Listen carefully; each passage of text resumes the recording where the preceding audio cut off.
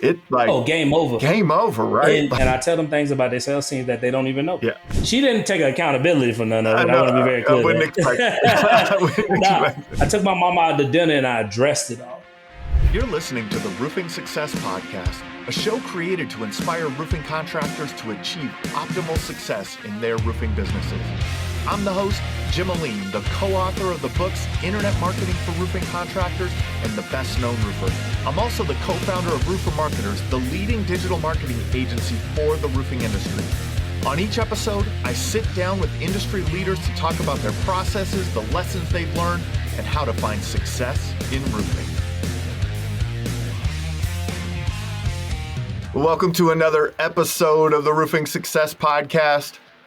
Push those buttons if you see them, the ones that say subscribe, the ones that say follow, like, all of those. Leave us a review, leave us a comment, do all of those things. Today we have my friend Dashaun Bryant with us, the hustler. Hey. What's going on, man?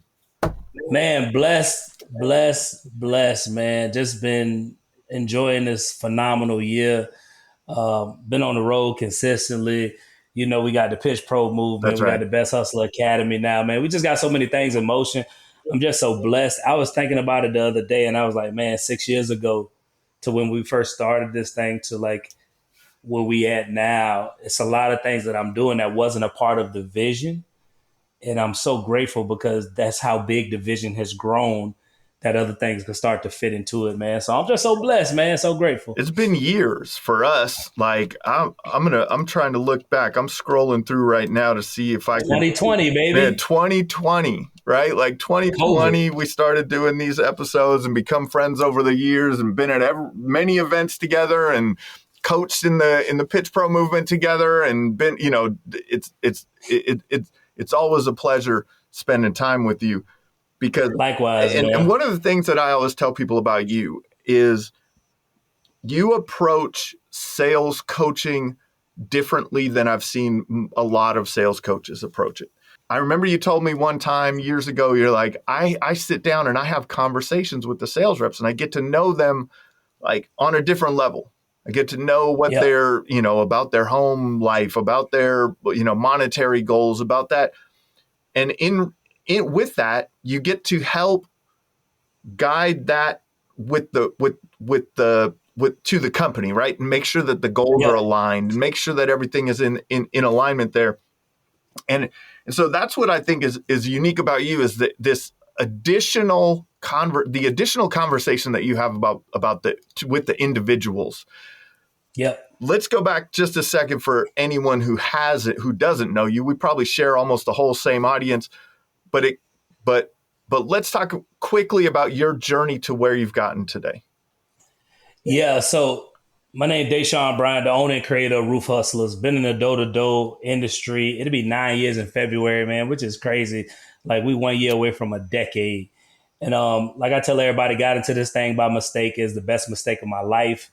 My really good friends just saw the way that I can blend in with different communities. And they gave me an opportunity, man. They said, hey, I got a job I think you'd be great at. And one thing I like to tell sales guys is just people that I know in general is the wealthy, they make decisions fast and they change their minds slow. Poor people take forever to make a decision. And when they do, they change their mind fast. So when they offered me the opportunity, I said, I'm down. I didn't say, what was it? I didn't say how much they paid. I didn't say, is it training? I said, I'm down. And I took the opportunity, ran with it. 2 years into the industry, met a homeowner that changed my life. And that's another thing. You got to understand that a lot of guys lack humility, right? So I meet a homeowner. He like, go look up this guy. And I'm like, okay. So I waited 3 days and I went and looked up the guy. It was Grant Cardone versus, you know, the people we train consistently. You tell them to do something, then you see them 3 months later and they still haven't done what you told them to do. So I was humble enough to be a student even in that season of my life. So the guy told me to go look somebody up and I went and looked up Grant Cardone and he changed my life. He said, every industry got a gap in it. If you could fill the gap, you'll make a lot of money. We created Roof Hustlers, right? We was just talking about something off camera before we got started. You said, unless you got faith in the outcome, you won't take action. Yeah. Right. Once you got faith in the outcome, you'll execute. So when we thought of Roof Hustlers, we thought of the idea on a Tuesday. We recorded our first video on Thursday. So we just got to work immediately, and man, by the graces of God, this thing done blew up in ways that I didn't even think was possible. We done trained over 150 companies over the last 4 years. We got our own online academy. You, Adam Bisman, John Cenac, these like some of my really good Yeah. friends now. I always tell people you the sum of the five people you hang with, and I'm blessed to say y'all the five people I hang with. So I got a lot of great people, man. But this roofing community, this industry has changed my life in ways I couldn't imagine. And that's just, and I got an 8-year-old and a 6-year-old. They're the reason why I do everything that I do. These washers on my neck, those my kids' names, keep them with me everywhere I go. So that's just a little bit about who I am and what we do. And what we do is we do door-to-door sales training to help guys grow as a man first and as a salesman second. Because I tell these people I'm a daddy first and then I'm a salesman. And once you grow as a man, you'll grow in your sales.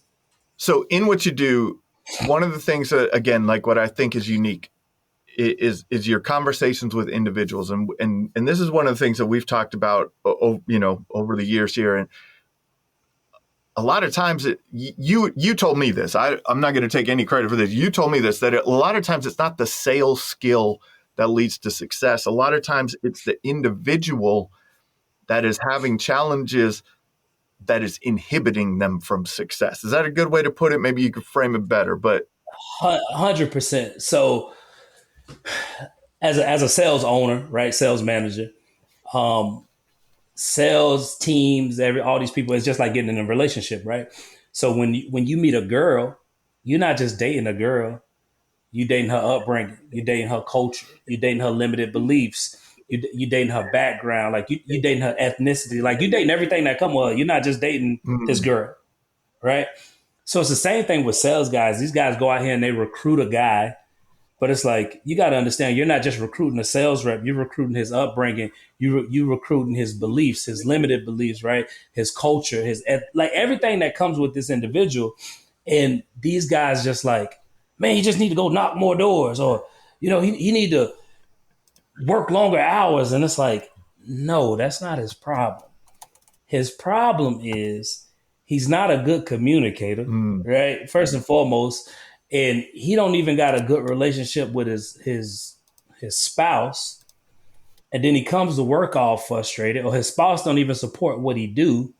So that's inhibiting his sales numbers. But all these sales managers just think is go knock more doors, work more hours, close more deals. And what these guys don't do, just from my learning, is every time I go work with a sales team, I sit down with the management team and I tell them things about their sales team that they don't even know. yeah, that's the thing that I tell people. I'm like, Dashaun will get to things that you've never heard from your team. It blows my mind. And the reason why is I've been working with it's like this year of training has been way different than the last 3 years. The last 3 years been like hype, come in, get them coached, blah, blah, blah, blah, blah.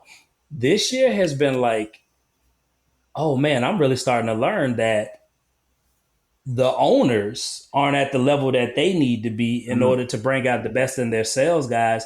And then their sales guys don't trust their owners enough to be vulnerable with them. So since there's no vulnerability and the owner isn't at the level that he needs to be at, there's a gap in the productivity, right?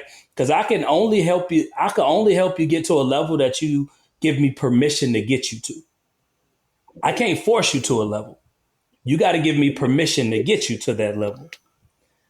So since the sales managers don't have these intimate conversations with their salespeople, some sales managers literally tell me, they say, do I dabble with their home life? And I say, what you mean, do you dabble with their home life? I say, if his home life is in shambles, bro, you going to see it at work. So yes, you need to dabble with their home life. So I think as a sales manager, it's your responsibility to be the epitome of what you want your salespeople to be.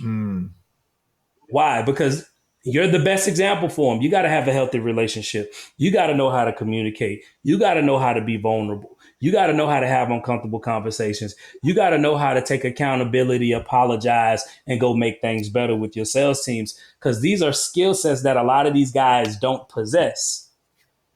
And if they don't possess these skill sets, they'll never go far in life. Because if you have a spouse or a partner, you'll only go as far as your spouse or a partner allow you to go. Say that again. right? And these guys don't take that into account. They've made decisions to be great by themselves. Wow. Let's start with that. Let's start with like what would you call that? Like home alignment or something like that. What would you call it? How do you frame that? How do you Home alignment, home right? alignment, right? Yeah. So that's what we call it. You Yep. got to be in alignment at home, right? They say if you, most men too busy trying to put the world together. I say if you put the man together, then you'll put the world together. So I tell sales reps, you got two seasons of your life: a season of focus and a season of balance, right? Because what's the issue? These guys like my wife want me home at a certain time. She say I work too much. She say I'm never home with the kids. Like there's no balance when you made a decision to get focused and take your life to that next level. So I tell these sales guys, I say, the day you make a decision to get focused, you know, the first person you need to have a conversation with, and they like myself. They like God. I'm like, no, your wife. Like, go sit down and talk to Go your talk to wife, your your spouse. girlfriend. Yeah. Yeah. Hey, babe, listen, these next 8 months is going to be crazy. Why? I plan on making a certain amount of money. I want to let you know that's going to require a certain amount of effort. I'm going to be working late. I'm going to be doing the extras. I'm leading a team. I got guys that's going to be depending on me.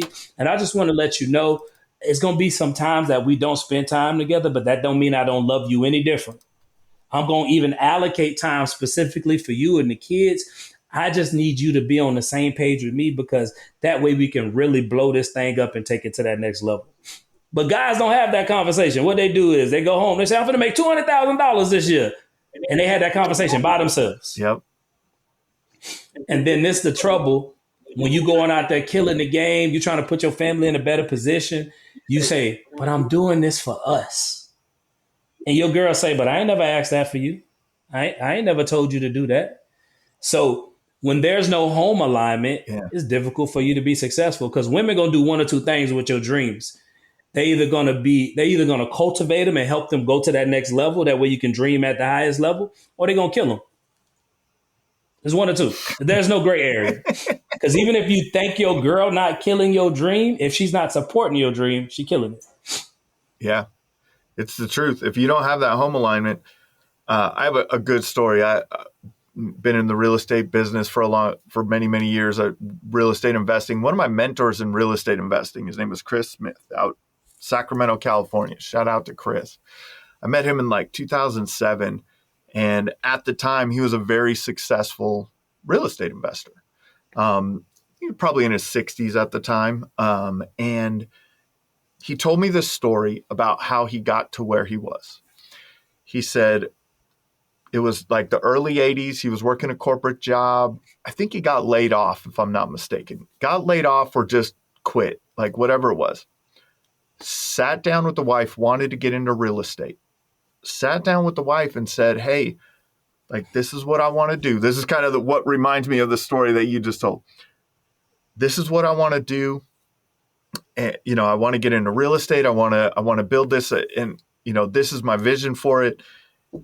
And they made a decision that day that they were going to live off of her income for him to be able to go and chase that. She took Yep. all the stress off of the bills of that household. Like, she said, I got it. I got this.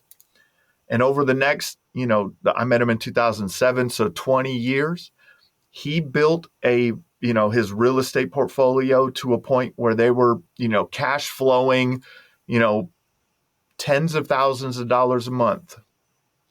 Tens of, with apostrophe S, not just Yeah, one, I right? know. Like, and so he fulfilled on what the promise was in the beginning, right?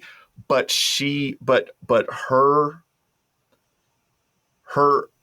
buying into the dream and saying, I love my job. I make enough money for us to live on. We won't go outside of these means. Anything extra we do comes from your entrepreneurial sales, sale. Like, that's where that comes from. And now we'll build this thing. And I was like, Yep. my goodness, is that like a model, right? Like that's the model of That's how what you do you're big talking things. about, of like one spouse supporting the other. It could go the other way too, right? The husband could say, hey man, I got this nice exec job. You go, the wife could go and build up a roofing company, build out something else, right? Like it's not, but that home alignment that you're talking about, like that's my goodness. Like, and if you get that right, it like Oh, game over. game over, right? And Like, what sales guys fail to realize, even sales managers or owners, is the wife don't resent her husband. no. She resents you. She's mad at the owner. She's mad at the sales manager. So she's looking at you like you taking her man away from her family and all of Yep. these things. Even though it's not your fault, it's the man's fault. But then it falls back on the leadership. Why? Because you haven't taught your sales Yeah. rep how to go have this conversation with his wife Yep. or his partner. And it creates a rift. So that's one of the biggest things, when I come and train. I'm training with a guy, and one of his friends ended up doing something to his wife, and he went through into a deep depression for a year and a half, man, because of what happened. I sit down with him. He tell me this story. I sit down with the Mhm. management team. I share the story with them. They said, we didn't even know that. I know. They said, we never even knew that happened. He'd been working with us for almost 2 years, and we didn't know he was battling through that. And it's like, it's because all y'all talk about is numbers and selling Yeah. 100,000 a month, and So, you're a top producer. so what questions can a sales manager ask his team that will help to generate a better conversation around these things to help create that understanding of what's happening at home? That's a great question, right? So one thing that I do when I come in and train sales teams, we bring an evaluation sheet. I make every sales guy fill out an evaluation sheet. So when we have these conversations, I want to let you know, I'm not saying, tell me about your life. Yeah. What you and your wife doing? Like, I don't ask those Yeah. questions. I make the sales rep fill out an evaluation sheet. It says, what are my strengths? What are my weaknesses? New skills I want to develop, areas I need to improve, right? So, and I say, hey, miss it. I say, listen, man, this has nothing to do with sales. This is holistic. This is life. This is everything that you feel like areas you want to improve in, new skills you want to develop. Just let it all out, bro, and we'll discuss everything from there. Now, one thing I do that's different because nothing becomes dynamic until it becomes clear, right? And most of us have a skewed perspective of clarity. So, what do I mean by that? Um, you will hear something, create your own clarity, go do something, and that's nothing what the person said. Yeah. Like that ain't nothing exactly what they said. Like they said something, they meant something completely different by saying that. But since most people don't chase the clarity, they hear it, create their own clarity, go do something. So when I sit down with these sales guys one on ones, let's say if they say um, struggling with communication, sales manager hearing that and saying, "All right, well let me tell you how you can talk to your homeowners." And I'm like, that ain't what he said. He just said he's struggling with communication. So what I'll say, Jim, I say, hey, listen, I see it say struggling with communication. I know what that means, but what does that mean to you? Yeah. So now they go on a whole binge. Now they go to, well, me and my spouse, da da da da da da da, X, Y, and Z. And it's like, oh, okay. So we talking about home. Okay. I sit down with some sales guys. We do these one-on-ones, Jim, and we don't even talk about sales at all. Yeah. Whole conversation don't got nothing to do with sales. Because sales ain't what they struggling with. They struggling with their own internal battles. Mm-hmm. They struggling with their own internal conflict, right? Some of these guys got identity crisis. They was the man in baseball and football. Now they salespeople, and they don't know how to go through life no more because nobody telling them you the man no more. So we that's why I read a little bit of everything. I tell everybody, they're like, what you read books on? I'm like, everything. Like not just sales books, whole every type of book. That way I can either give a guy a resource or I got some type of solution for an issue that they're dealing with. So the best questions to ask your guys is just have them brain dump, get themselves out of themselves. Mm. Right? Write down everything they dealing with, what you battling with, what you struggling with, right? Now, when you sit down with them, they'll just assume, hey, man, I see what this say. Want to close more deals, man. Help me understand what that mean to you. Now, I know what that means to him. So the information I can give him can be more geared towards his actual individual struggle and not what I think he needs, but I'm giving him exactly what he needs. And then also I dive a little bit deeper. Where that stem from? What happened?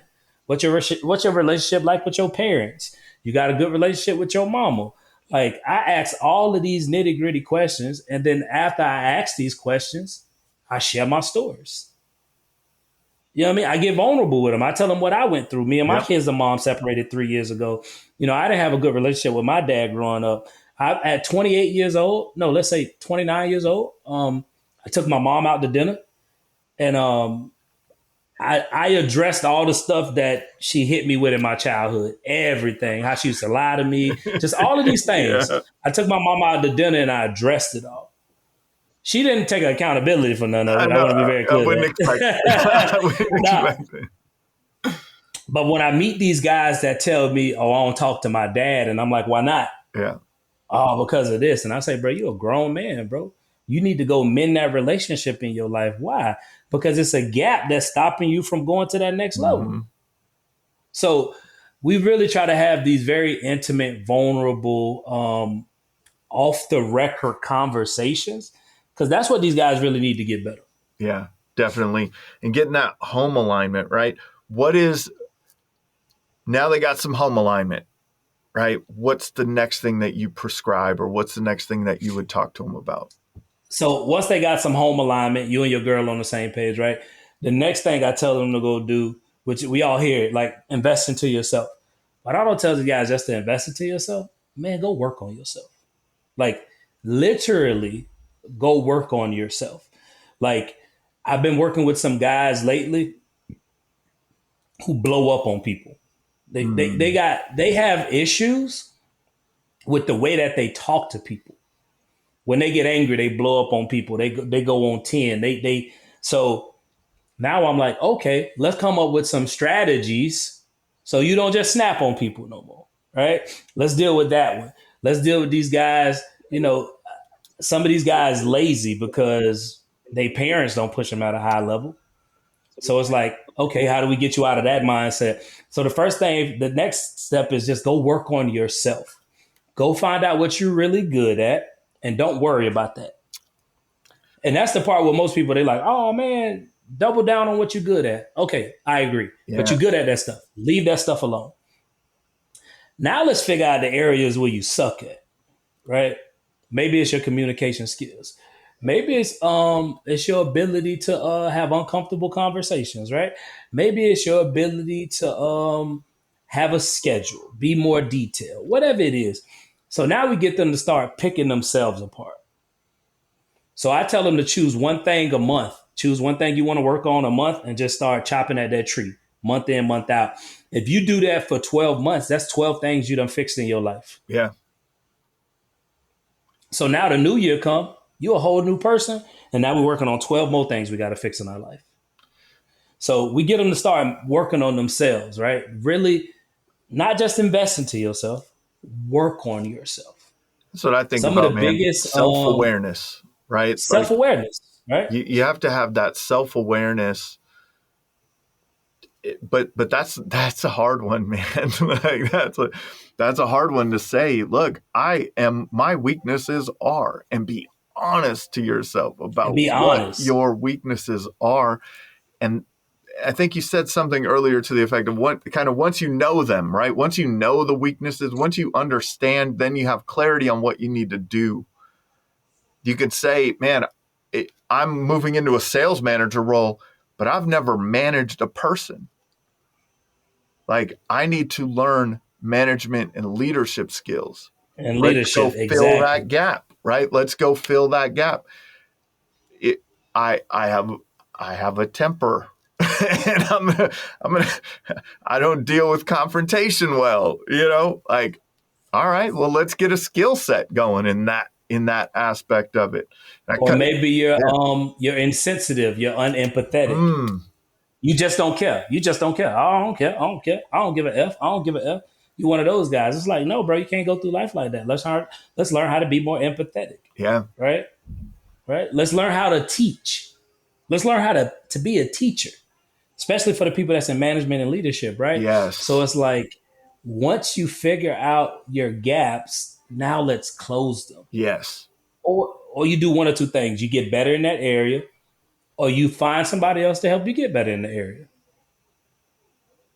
It's one of the two. Go There, spend the money. there's resources out there, man. Like this is the amount of resources, free and paid resources out there now. It's crazy. Like if you can't find someone to help you get better at something, you haven't gone to Google. Like, Or YouTube, you right? know, or Or YouTube, YouTube. right? Like you haven't typed those words in into there. So now let's talk about that self awareness because I think that's a challenge for a lot of people, right? What are some ways that you would tell, like, help someone find their weaknesses or find the next thing to work on? Because that sometimes you're like, man, this is overwhelming. I have a lot of new things. Like, there's a lot of things I could work on in my life. I could work on my relationship skills. I could work on my home life. I could work on my communication. I could work on my fitness. I could work on like there. It just like sometimes it looks overwhelming. What should someone work on next? Right. So that's a great question. So the way I teach this strategy, because I'm a certified mental performance coach, right? So I Yep. teach this strategy. We call it start, stop, and continue. Start, stop, and continue. Now what I've been doing is I've been making them break it down to that area of their life. So let's go to your relationship. What are some things you need to start doing that you're not doing that'll help your relationship get better? Mm, What are some things you need to stop doing that's been hindering your relationship? And then what are some things I need to keep doing that's been working that I need to make sure that I don't stop doing? Maybe you've been bringing your girl flowers every 2 weeks. You need to make sure that you keep doing that, right? So we do that in personal. Then we go to sales. What's some things I need to start doing that I'm not doing to help me get closer to my goals? What some things I need to stop doing that's keeping me further away from my goals? And what some things I need to continue doing that's been working on me? So that's an activity that I tell guys to implement into their weekly practices because that naturally will improve your self-awareness. yeah. Because when you don't know what you don't know. So if you tell a guy, man, what you think you're struggling with? I promise you, every sales guy be like, I'm good. Yep. No, I think I'm good. I don't think it's nothing to work on. And I say, okay, well, how about this? Let's go through this then. And then I break down this little practice with them. And next thing you know, we done walked away with about 15 things. Yeah. And I'm like, I thought you was good. And now they're like, well, I never really thought about it like that. And it's because most of these guys, they haven't had any coaching, any guidance, Yeah. any training in their life. So they are still operating with whatever they operated with as a kid. Their dad ain't did nothing with them. Their mama ain't did nothing with them. Small percentage of guys that blessed to have parents with that level of self-awareness themselves, right? So we use the start, stop, continue. We use that formula, that system to help guys begin to pull this out of them. Now you just slowly work on one or two things in Yeah. those different aspects of your life. Because you could be a daddy. What some things I need to start doing that I'm not doing as a daddy? What some things I need to stop doing that's Mm-hmm. preventing me from being the dad that I want to be? And what some things that's been working that my kids love about me as a dad?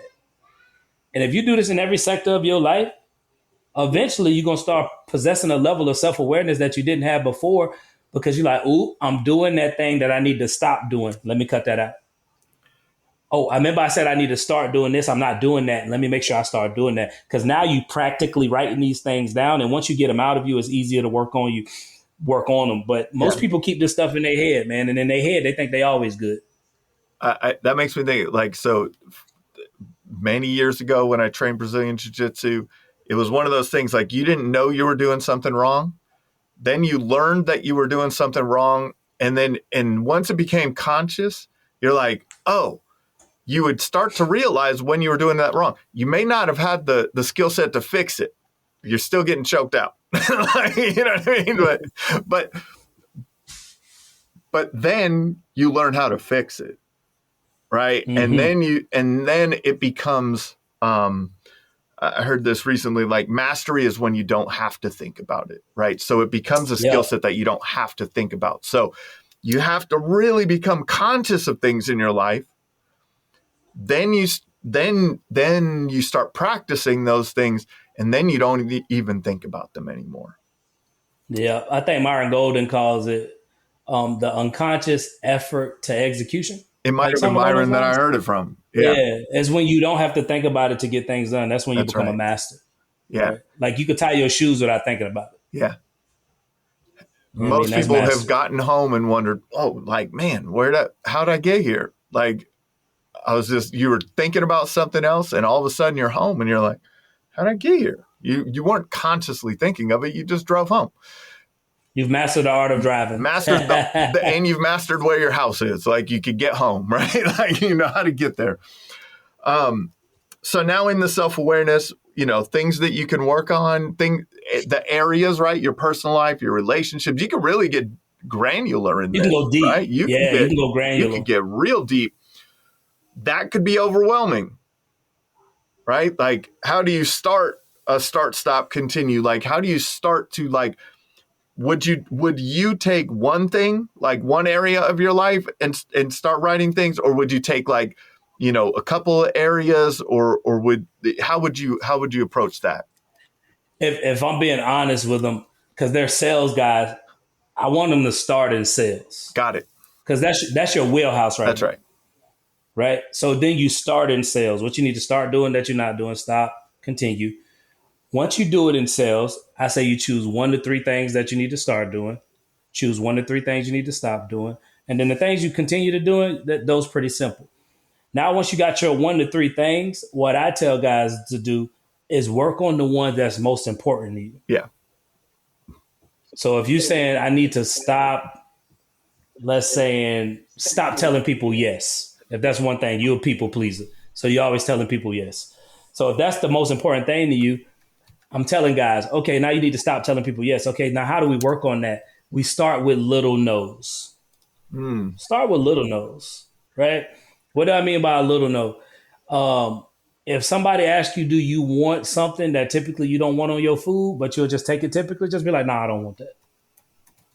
Right? Like if you usually pick the onions off your cheeseburger instead of saying, nah, I don't want onions, you just start with those little no's, right?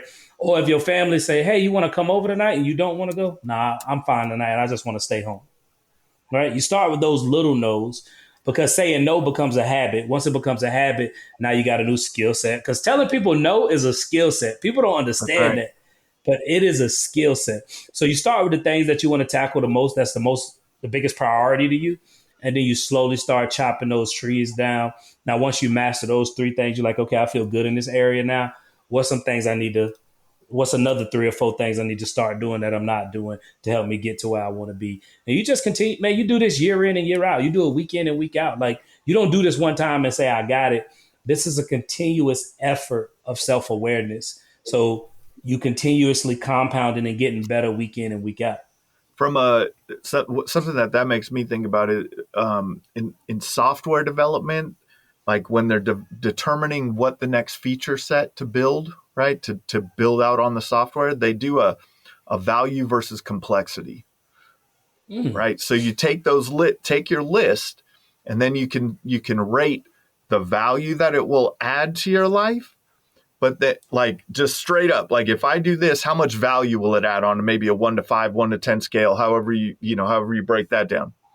Then you have the complexity or the lift. How hard is it going to be to make these changes in my life, right? Like, is this going to be something that's going to be a real, like, this is going to be hard, or man, this is an easy one, and you kind of score them. The ones with the most value and the least effort, right? So you flip the effort list, right? So a 1 would be the most effort, a 10 would be the least effort.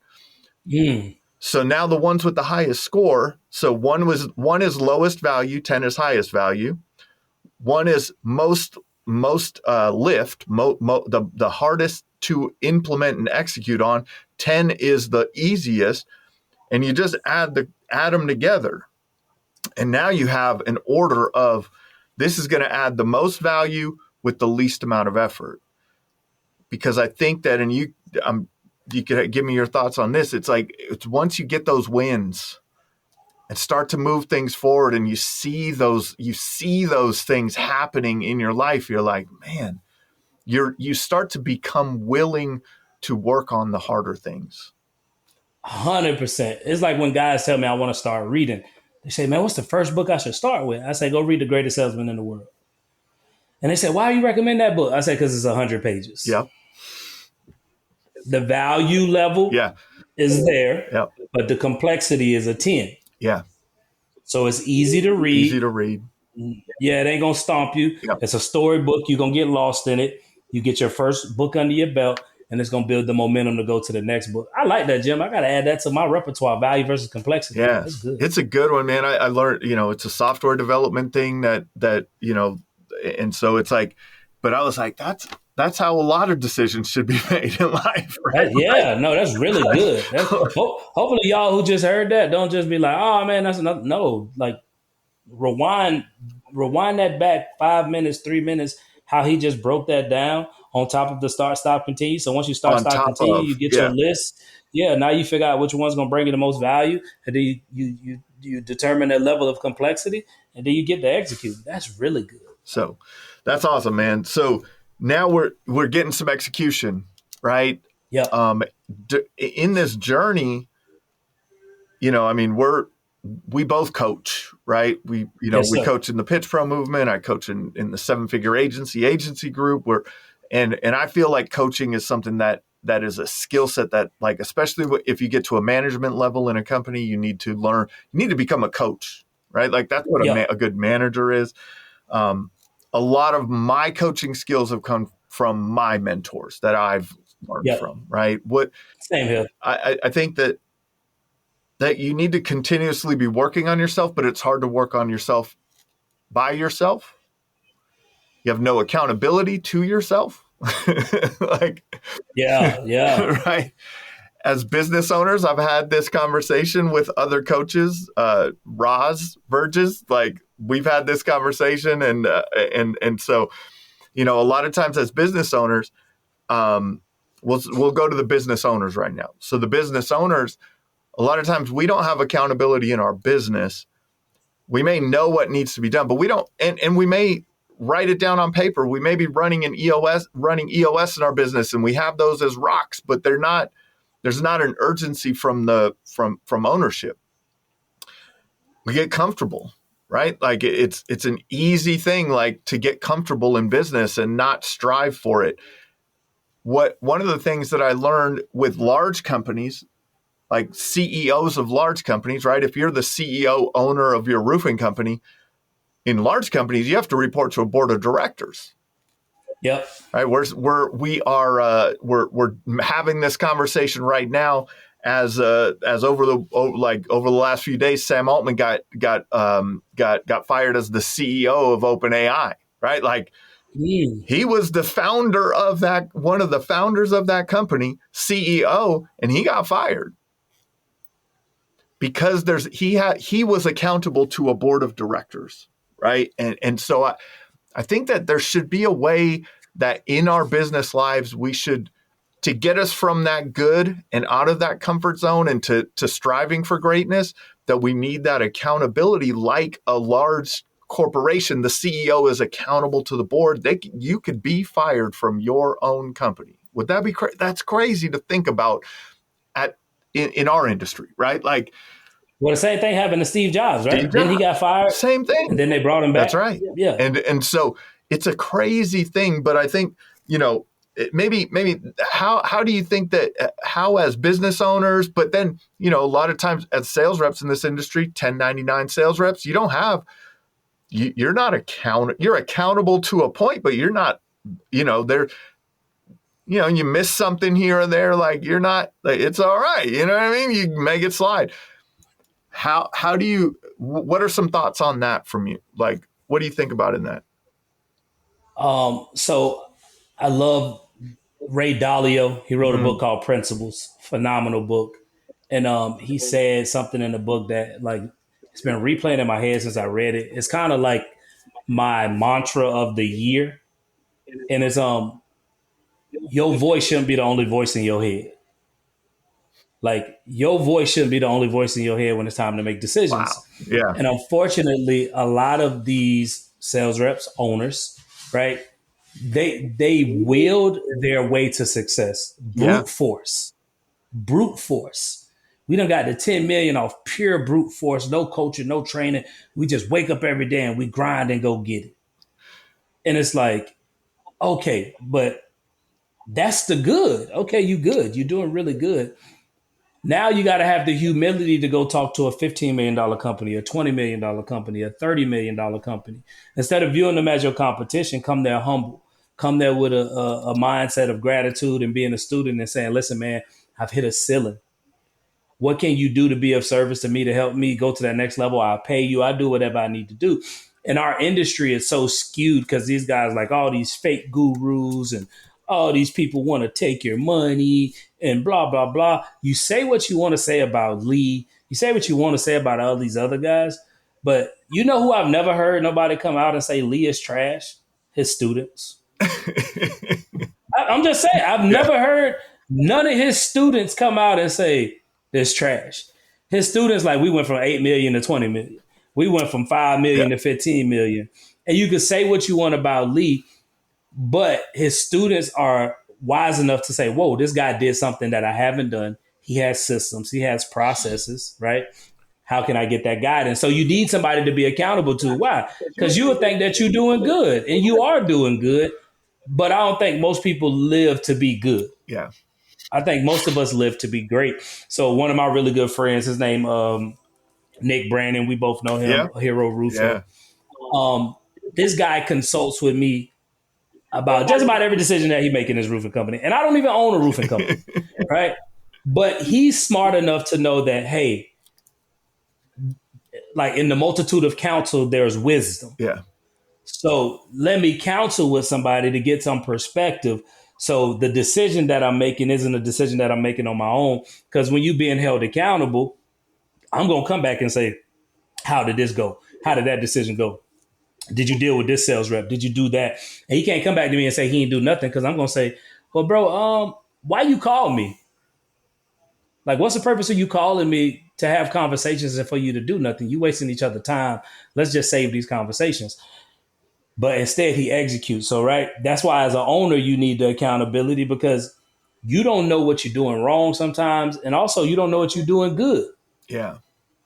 You might be doing something good that you're not aware of, and you might stop doing that. And if you get some coaching, some guidance, somebody will be like, whoa, that's really good. We need to double down on that. Matter of fact, let's enhance that and evolve that. And then the stuff that you think that you're doing good actually might be the stuff that sucks. But you won't find that out unless you get some accountability and some coaching in your life, right? And as a sales rep, the reason why you need accountability is because you'll get to smelling yourself. You'll hit 2 million and you think you're untouchable. But it's like, okay, you don't hit 2 million, but how we get you to 4 million? That's right. Because it is a way to get there. I know sales reps that's doing it. And I even work with some guys that's high performers, 2 million, 3 million plus, and they still come to me for guidance and coaching. And I've never sold 3 million in a year. I'm very aware of that. I've never sold 3 million in a year. So somebody be like, if you never sold 3 million, how can you help a guy sell more than that? It's because I get coaching and training from guys that's done things way bigger than Yeah. 3-4 million with strategies that you can implement into your game, whether I've been there or not. But I've worked with numerous sales reps who done sold 2 million, 3 million, 4 million, and we've helped them go to another level, right? So I think accountability is one of the most underrated parts of our industry, and it's due to the ego of the owners and the male sales managers and everybody so full of I themselves. mean, Everybody know everything. also, you said the word. It's the word. It's ego, right? Ego. But ego is a facade that we put up, right? Like a lot of times to hide our fears and our weaknesses, right? Um, but it's hard to grow. It's growth. It Growth is. hurts sometimes, Dashaun. Like growth hurts. And growth has to be intentional because it's not accidental. Yeah. Like you will age, but you won't grow. You'll age, you'll get older, but you won't grow Yeah. unless you're intentional. Yeah. And if you're not intentional about your growth, you'll be the same person you was at 30 years old that you'll be at 36 years old. And I see these guys all the time. You know, I meet guys that's 40 years old, 45 years old, and they look at me and they're like, "How old you is?" I'm like 33, and they're like, "What the?"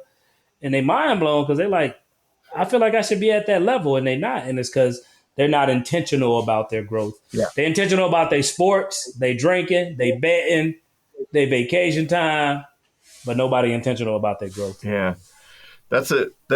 It's hard though, because to get from good to great, there's a quote that I like from what was the movie, The Bronx Tale.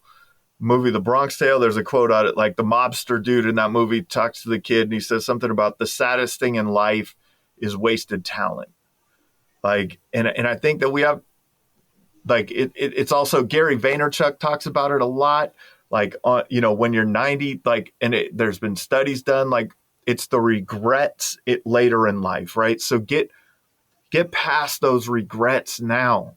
Work on yourself now so that you won't have the regrets later. Put the work in. Become self-aware. Do the things, right? Utilize the talents that all of us possess, right? Utilize your specific talents. Well, and also in order for guys to grow, you have to be mature, Mm, right? Because immature people don't grow because they think they know everything, right? They're like, I got this. I don't need no help because you're immature. Mature people got enough humility to realize that I'm good, but I ain't great. I'm great, but I ain't phenomenal. And like maturity is broken up of three keys, right? It's obedience, submission, and then acquiesce, right? So obedience, right, is you just follow directions, yep. right? Like compliance to an order with gladness, right? That's obedience. You compliance to an order with gladness. Submission, right? The act of accepting or yielding to a force with excitement and enthusiasm. So that's yielding to a force, right? Like when you yield on the interstate, you let somebody in so y'all both can go in the same direction. When you yield to somebody else, you're like, okay, I'm yielding to your leadership, your guidance, your coaching. I'm not fighting it, I'm yielding to it, which means Yeah. I'm coming your direction. And then acquiesce, to reluctantly accept the thing without protest, which means most coaches, most trainers, most mentors will always ask you to do something that's counterintuitive to the way that you would do it. But you do it anyways. You're like, I don't really want to do that, but I'll do it anyways. And when you get the results, you're like, whoa. And you continue to be more, more of a student. So the thing that kills people growth is their immaturity. And if you're not mature enough, you don't possess what it requires to be obedient to another man. You're not submissive to another man. And then you don't possess acquiesce, because most guys are so fixated on the way that they do things. They think the way that they do it is always right. And if it ain't broke, why don't fix it? And it's like, it's not because it's not that it's broke that we don't fix it. It's because it's not as good as it can be that we need to Yeah. fix it. So that lack of maturity is what stops guys from growing. That's awesome, man. It's always a pleasure. We always have some fun conversations. I'm sure we'll see each Always, other in man. person soon.